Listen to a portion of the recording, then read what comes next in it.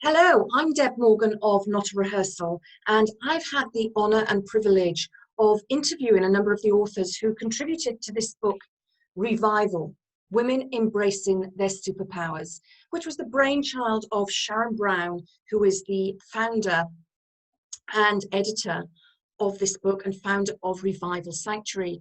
I'm joined today by Marcia M. Spence, who is not just one of the authors, but she is also the publisher of this incredible book. Marcia, thank you so much for joining me. You're welcome. Great to be here. Now, Marcia, I read your story and wow, it's been quite a journey to becoming a publisher, hasn't it? Yes, it has, indeed. Would you like to tell me the first part of your story? Because you've got an incredible array of qualifications in a completely unrelated field. And then, you know, your childhood and your youth inspired you to become an advocate for women's and children's rights. Can you tell me a bit about that, please?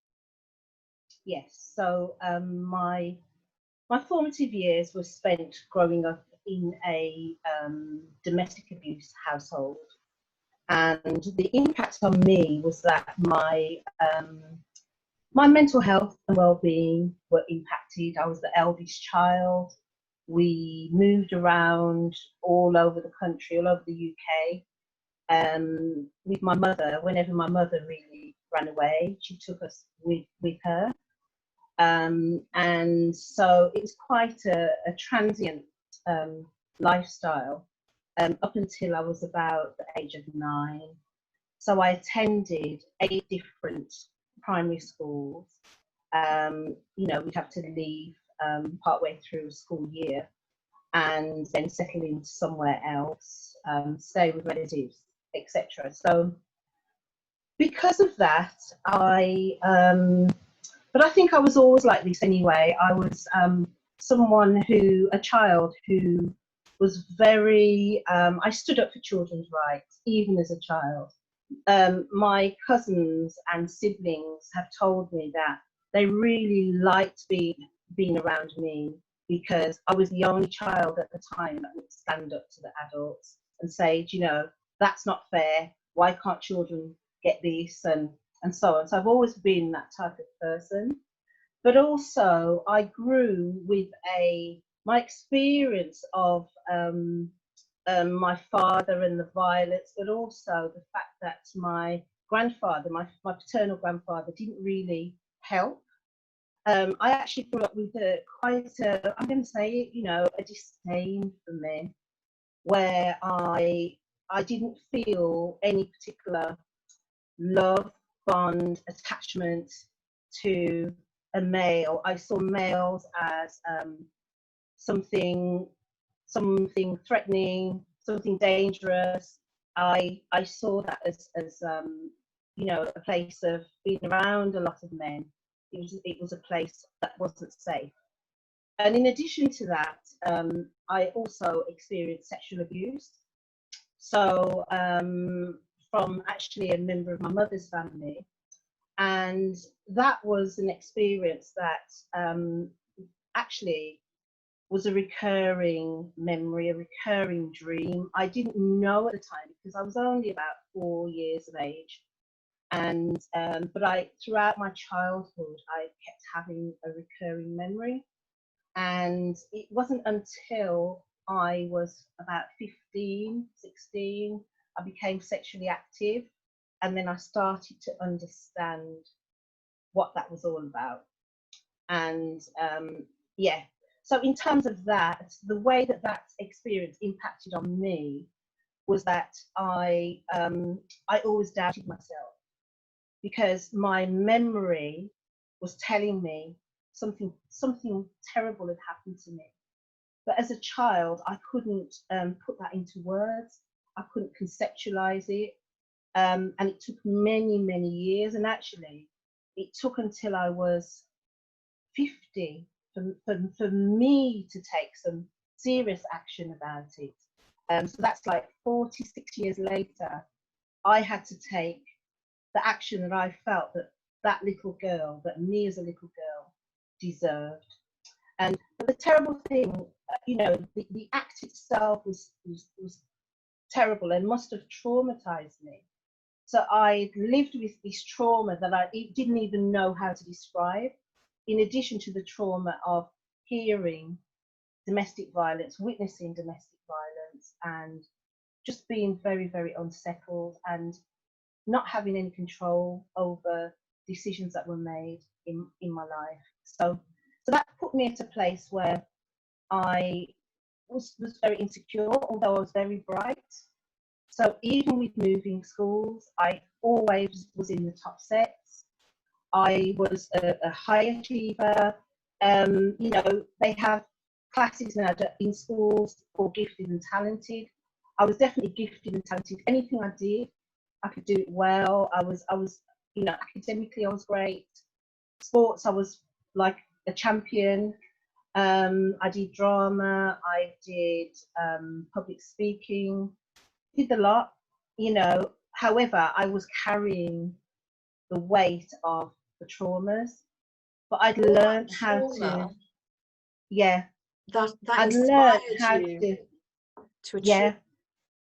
I'd learned how to, I believe what happened with me, and it still happens to this day, that achieving and studying, learning, achieving, and serving others became my default.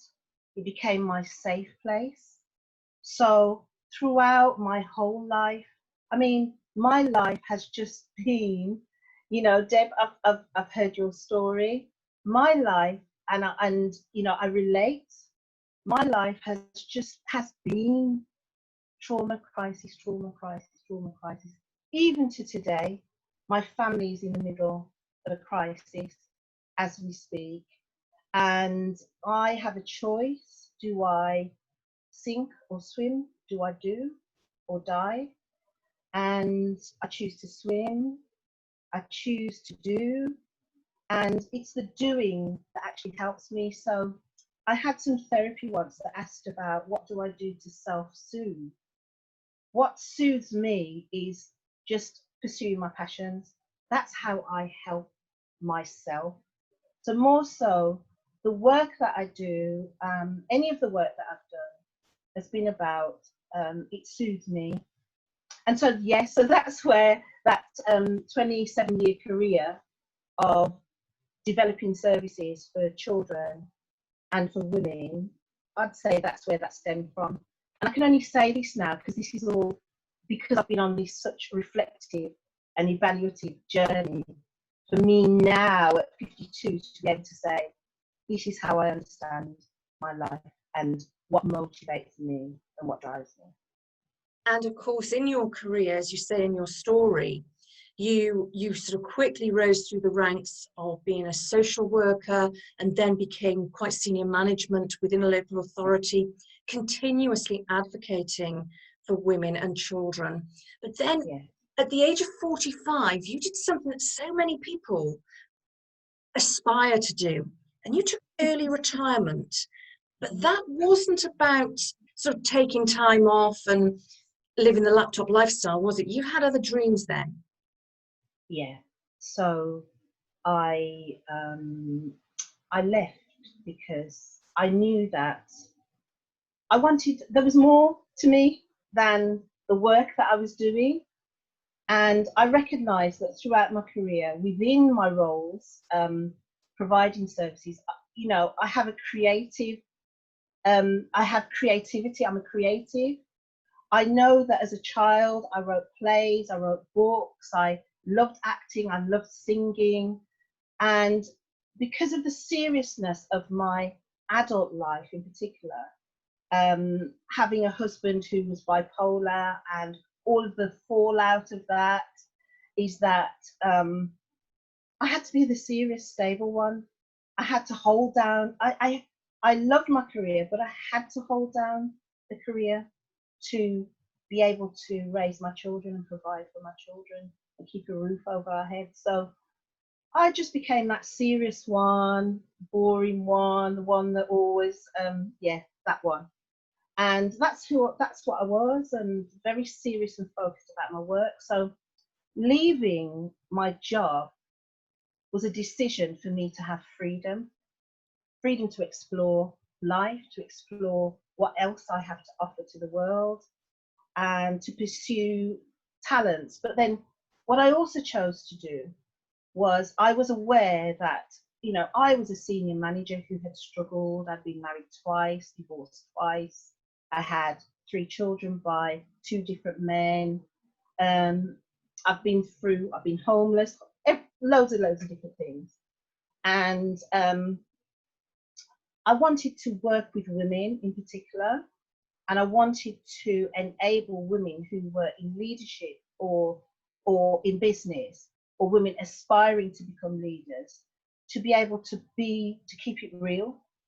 And so I developed some programs and events, and I did a lot of blogging particularly about domestic violence at that time, because that was still, I hadn't yet worked through my experiences as a child, and I had also just come out of an abusive marriage.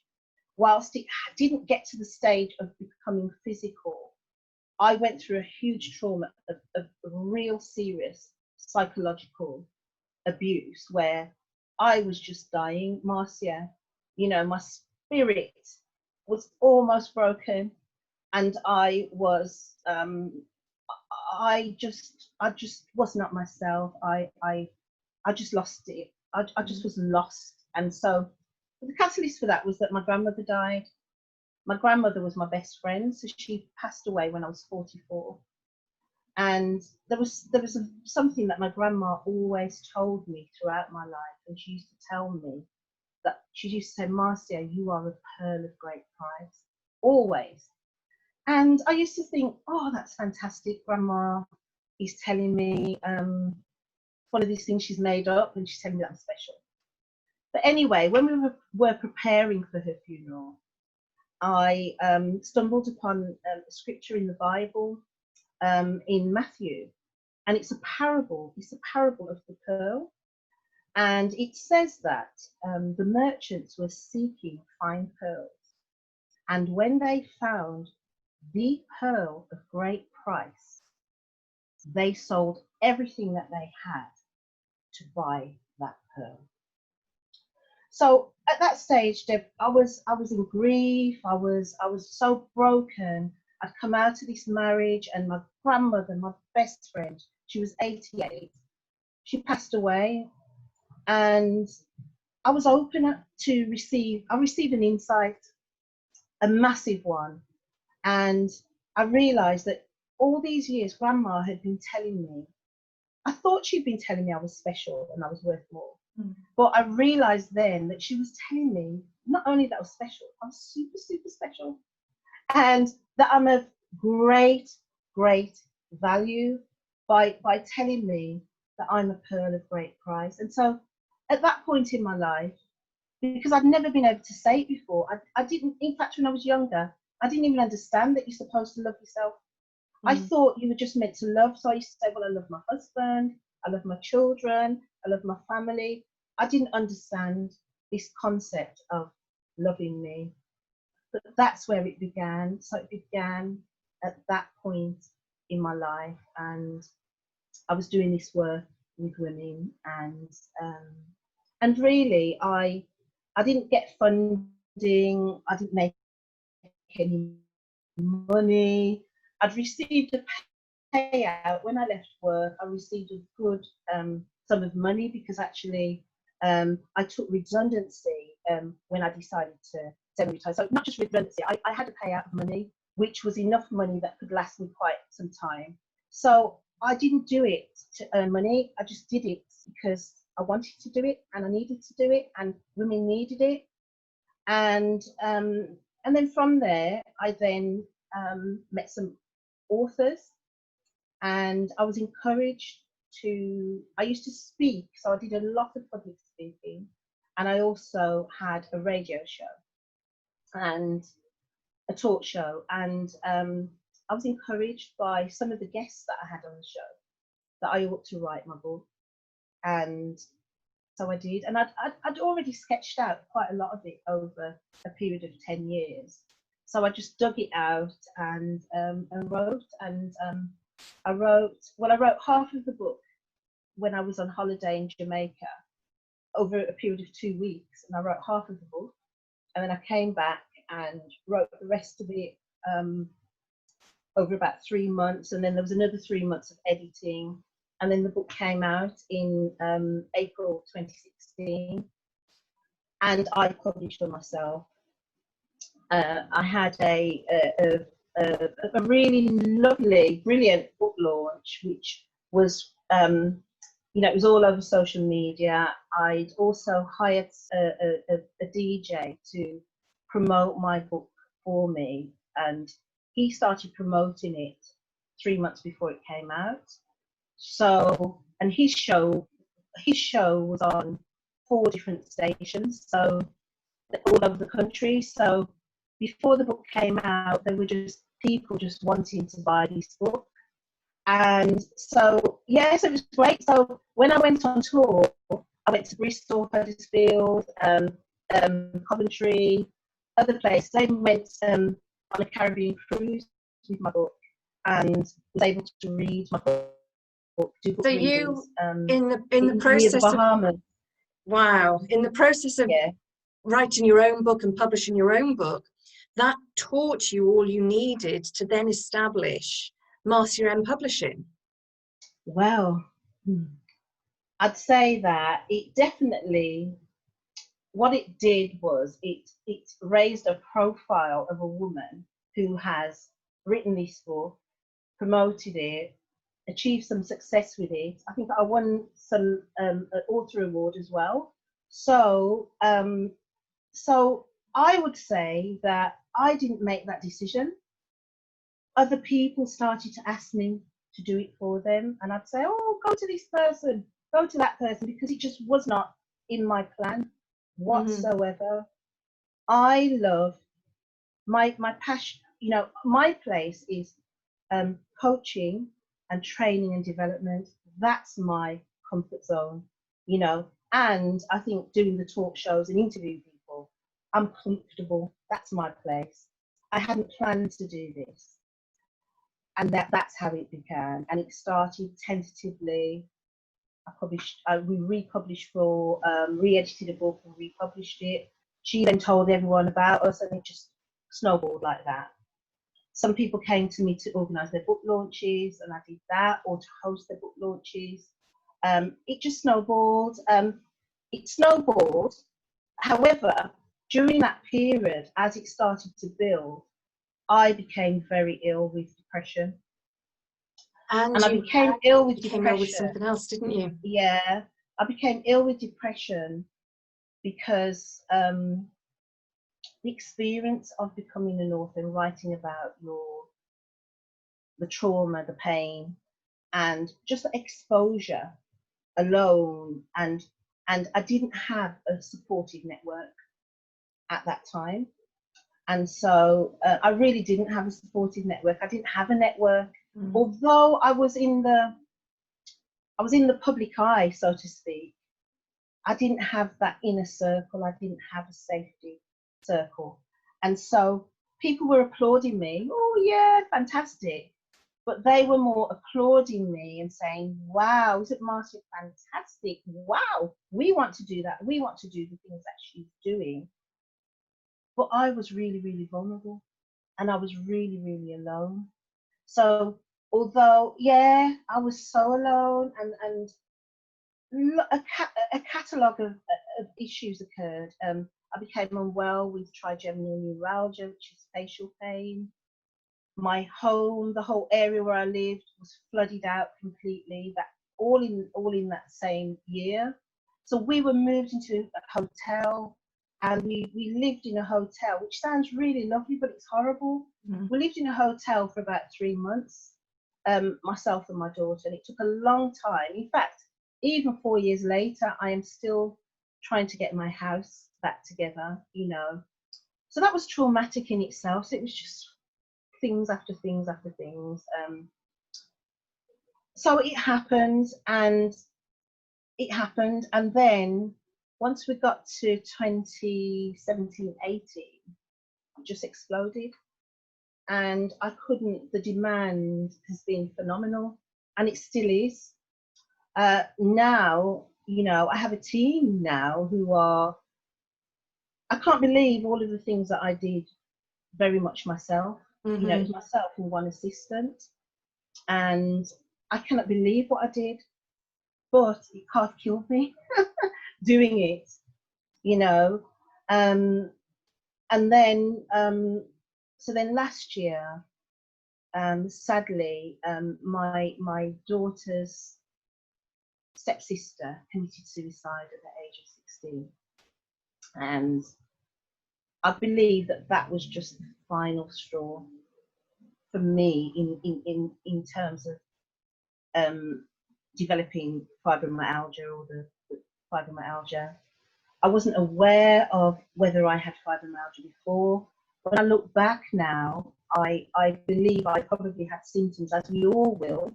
We all get pains that won't go away, and some nerve pain and so on. But what happened to me last year, what happened to me this time last year was that I couldn't use my hands, my legs. I actually got to a point in September where I just thought, I have to stop what I'm doing. I couldn't do anything.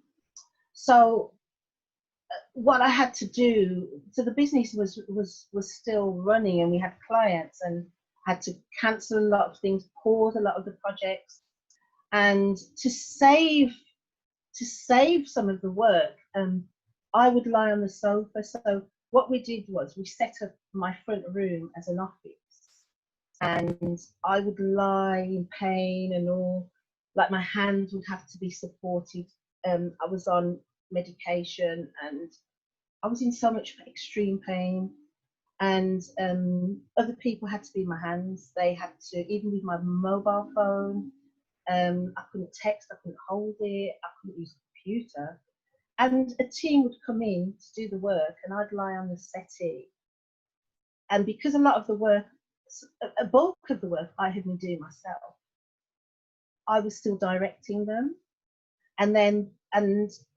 But I'm sure that must have been an awful experience for them as well, because there's this, I'm there, writhing in pain, they're trying to do the work, they want to care for me, but they also need me to direct them. So, but it got to a point where my PA, she said to me, Marcia, you need to go to bed, you are not having a break. And so then I started staying in bed. But there were times when a couple of them, Shelley and Yannick, we had projects still to go, so I'd be in bed, and they would sit on the floor around my bed with their laptops. I could cry. To be honest, Marcia, I could cry with gratitude. yes, your story is so inspiring, and you know, you are the epitome of the title of this book. You know, there's been continuous revival in your life. It's absolutely incredible, and I could continue to talk to you for hours on end about your story, because it is absolutely fascinating, but we do need to draw it to a close. Yes, that's fine. More of your story can be found in the book. Anybody who wants to get hold of a copy of this book, you'll find it on Amazon, or by going to revivalsanctuary.co.uk. Marcia, thank you so much for joining me. Thank you for sharing such an inspiring story. Yeah, thank you so much. Thank you.